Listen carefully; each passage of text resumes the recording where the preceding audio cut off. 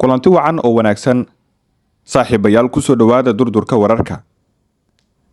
Madaxweyne Siciid Cabdullaahi Dani maxay uga dhigan tahay magacaabista dowladda Soomaaliya ee General Asad Diyaano iyo xubnaha kale ee la taliyayaasha? Maxaase ku soo aadiyay xilligan magacaabista kadib wadahadalkii uu ku baaqay Siciid Dani? Cabdicasiis Laftagareen iyo dowladda federaalka wadahadaladii u socdayna waxay u muuqdaan kuwa markaasi fashilmay. iyo Laftagareen oo diiday in magaalada Muqdisho uu tago. Haddaba inta qodobadaas aynu guda gelin waxaan ka codsanayaa haddii ay tahay markii kuugu horeysayna soo booqatay in subscribe-ka noo taabato. Haddaad horeyna la joogtayna muuqaalkan like asaartid. Aynu ku bilownay badankiinba sida la socotaan waxaa maanta golaha wasiirada ay ansixiyeen magacaabistii General Asad Diyaano oo loo magacaabay taliyaha ciidanka booliiska Soomaaliyeed.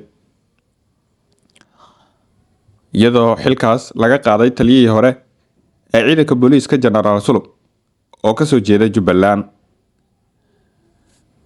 General Sulub isla xalay waxaa loo magacaabay wasiir ku-xigeen, taas oo u muuqata in gorgortanka ay ku jirtay marka xilka laga qaado aan xil la'aan la dhigi doonin, isla markaana ay markaasi macquul ahayn inuu baagamuundo ahaado.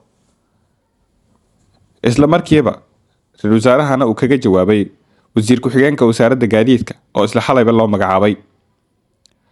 inkastoo dadka ay isweydiinayeen sababta xilka qaadistiisa wax yar un ka hor loo sameeyay markaasi dallacsiin, iyadoo loo dallacsiiyay sarreeya gaas.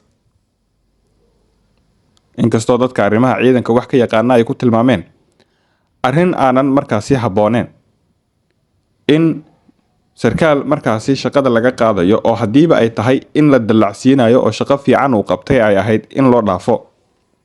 haddiise shaqada laga qaadayo aysan markaasi macquulba ahayn in la dallacsiiyo.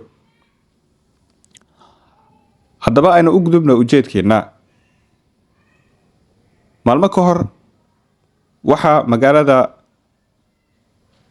Garowe kulan uu markaasi kaga qayb galay oo ay ka qayb galeen xubno ka socday beesha caalamka iyo sidoo kale mas'uuliyiin kala duwan Siciid Cabdullaahi Dani.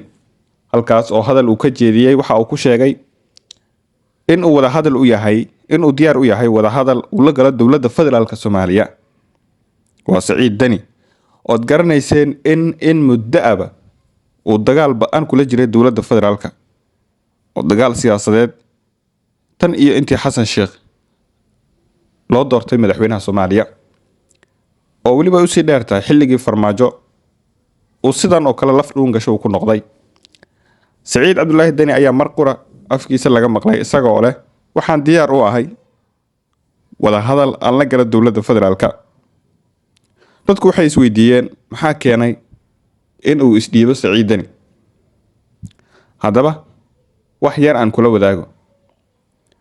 Siciid Cabdullaahi Dani mar kastaba waxa uu ka warhayay in ay jirto xog sheegaysa in General Asad Diyaano loo magacaabayo taliyaha ciidanka booliiska Soomaaliyeed, waana darajo aad u sarreysa marka loo eego. iyo sidoo kale mas'uuliyiin kale oo Puntland horey xilal uga soo qabtay, kuwaas oo iyagana la sheegay in xilal sare loo magacaabi doono. Siciid Dani waxa uu damcay in uu is-hortaag ku sameeyo, taa beddelkeedana uu dowladda u soo dhawaado, yacni Xasan Sheekh uu u soo dhawaado, dabacsanaan uu muujiyo si raggaas aan xilal loogu magacaabin. balse Xasan Sheekh waxay u muuqataa in uu ka dhaga adeegay, taa beddelkeedana hadalkii Siciid Dani uu ku dhawaaqay ee ahayd in wada hadal dowladda ay la gasho Puntland, waxa uu ka doorbiday jawaab degdeg ah oo ah in uu magacaabis degdeg ah sameeyo oo la taliyayaal sare oo dhanka madaxweynaha ah u magacaabo. waxaan ugu dambeysay taliyaha ciidanka booliiska Soomaaliyeed oo General Asad oo Siciid Dani laf dhuun gasho ku noqday muddooyinkii u dambeysay, iyadoo xusid mudan tahay in 2 jeer uu la tartamay. waliba doorashadan tii hadda ka horeysay Dani uu ku soo baxay 2 cod oo kaliya uu Dani kaga guuleystay. Siciid Cabdullaahi Dani waxa uu u arkay in caqabad horle ay ku yihiin raggan xilalka sarsare loo magacaabay. Asad Diyaano waa kuma General Asad Diyaano badankiina waa taqaanaa. Asad waxa uu soo noqday agaasimaha ciidanka BSF. aabihiis ayaa horay xilkaas u hayn jiray inta uusan dhiman ka hor. waxa uu ku dhashay sida horay uu u sheegayba deegaan lagu magacaabo Gallaadi oo ka tirsan gobolka Doolo. magaalada Gallaadi ee gobolka Doolo ayuu ku dhashay sida afkiisa uu ka sheegay. sidoo kale waxa uu waxbarashadiisii hoose uu ku qaatay Muqdisho iyadoo waxbarashadiisa sarena uu ku dhameystay Puntland. jaamacadana wadanka Hindiya uu kaga soo baxay. inta wixii ka dambeeyayna uu ahaa agaasimaha ciidanka BSF oo dagaal ba'an la galay kooxda Al-Shabaab ee buuraleyda galgala ka dagaalami jirtay. inkastoo wajigiisa uu qarin jiray, waxa uu soo shaabaxay wajigiisa oo si caadi ah loo arkay kadib markii uu ku dhawaaqay 2018 inuu musharax yahay oo Siciid Dani uu tartan adag la galay. waa markii uu labada cod kaga guuleystay. General Asad oo mixnad ku ah Siciid Dani ayaa waxaaba loo magacaabay bataliyaha ciidanka booliiska. maanta Boosaaso dabaaldega ka dhacay ciidanka BSF waxaa la arkayay iyagoo hubka culus ku dabaaldegaya ridaa. waxaa loo arkaa in dowladda ay go'aansatay Xasan Sheekh Maxamuud inuu go'aansaday in Siciid Dani uu dabka ku shido oo raggii Garowe uu ku soo ciilay, Boosaaso uu ku ciilciilay, albaabada uu ka xirtay, in Muqdisho markay imaadeen xilal sarsare oo Siciid Dani ay kaga cadgoosan karaan loo magacaabo. waa arrinta keentay in Siciid Dani uu afka furto sababtoo ah dowladda Soomaaliya horay ayaa cunaqabateen u saartay Puntland oo dhaqaalihi uga jaratay. beesha caalamku wax mashaariica kamaysa fulin labadii sano ee ugu dambeysay deegaanada Puntland. iyadoo taa usii dheerta in ciidamada BSF ee ku sugan Boosaaso inay laf dhuun gasho ku noqdeen Siciid Dani oo garoonka diyaaradii iska xirteen oo dekadii ay rabsho ka abuureen. arrimahaas oo dhan oo Dani haystaan waxa ugu darsantay in la magacaabo dadkii uu ku soo ciilay Puntland. haddaba Dani muxuu kala kulmay dowladda Soomaaliya? waxa uu kula kulmay inuu ku hongoobay damaciisii ahaa inuu u soo dhawaado dabacsanaan u muujiyo dowladda, wada hadal ula furo si uu uga hortago in raggaas aan la magacaabin maadaama ay in badan suuqa ku jirtay. General Asad waa la magacaabayaa khamiista soo socoto khamiisba khamiisay ugu dhiibaysay. ugu dambeyn maanta waa la magacaabay. haddaba Siciid Cabdulaahi Dani lama oga jawaabta uu ka bixin doono ficilka dowladdu ay sameysay, balse Xasan Sheekh in uu wada hadal la galo Siciid Dani oo xilli dambe uu soo dhiibo. waxa la dareensan yahay inuu fahamsan yahay Xasan Sheekh ninkaas isa soo dhiibitaanka uu soo dhiibay in aysan ka ahayn daacad balse ay ka tahay yaan raggaas la magacaabin. inkastoo magacaabista General Asad in muddo ay isku haysteen ra'iisul wasaaraha, warar hoose oo helena ayaa sheegaya in ra'iisul wasaaraha iyo Asad Diyaano aysan isku wanaagsanayn, balse lama oga sida ay u wada shaqeyn doonaan.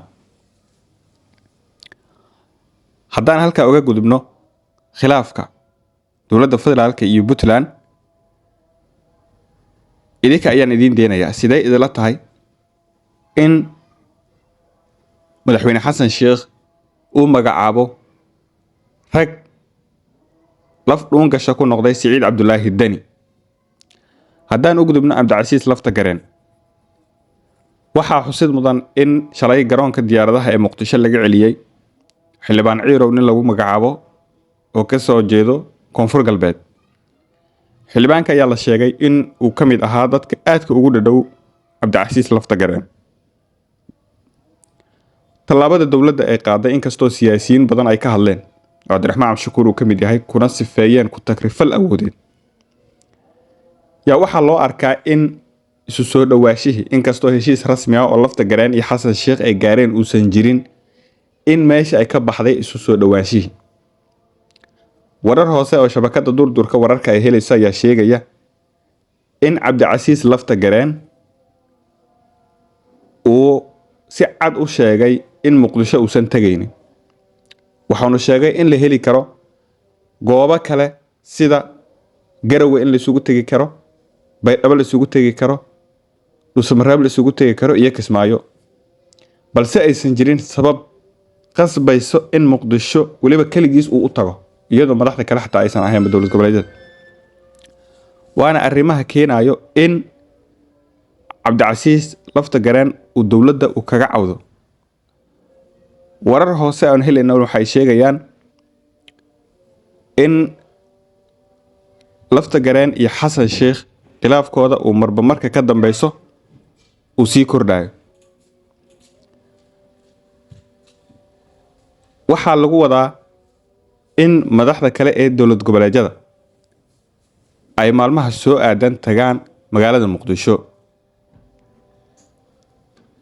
inkastoo aan la hubin madaxda dowlad goboleedyada qaarkood mowqifkooda, waa sida madaxweynaha Jubbaland iyo madaxweynaha Galmudug ee ku aadan tagista Muqdisho.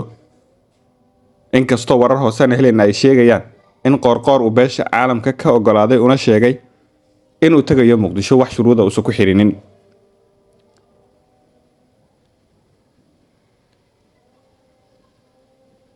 haddaba Cabdicasiis Laftagareen iyo Xasan Sheekh Maxamuud waxa waan ka dhaxwaday